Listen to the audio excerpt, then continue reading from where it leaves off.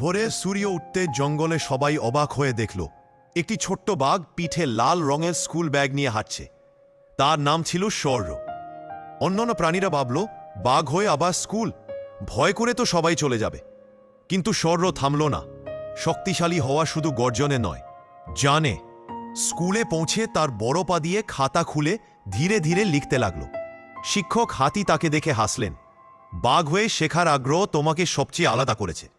শুরুতে বানর, খরগোশ, হরিণ সবাই একটু ভয় পেত, কিন্তু ধীরে ধীরে শৌর্যর ভদ্র ব্যবহার, নিয়মিত পড়াশোনা আর পরিশ্রম দেখে তারা তার বন্ধু হয়ে গেল। কেউ কিছু বুঝতে না পারলে ধৈর্য ধরে সাহায্য করত। একদিন পরীক্ষার ফল প্রকাশ হল। পুরো ক্লাসের প্রথম হল বাঘ শৌর্য। সবাই হাততালিতে জঙ্গল কাঁপিয়ে দিল।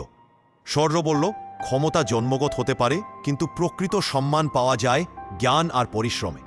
সেদিন থেকে জঙ্গলের প্রতিটি প্রাণী শিখল, জন্ম নয়, শেখার ইচ্ছায় তোমাকে মহান করে তোলে।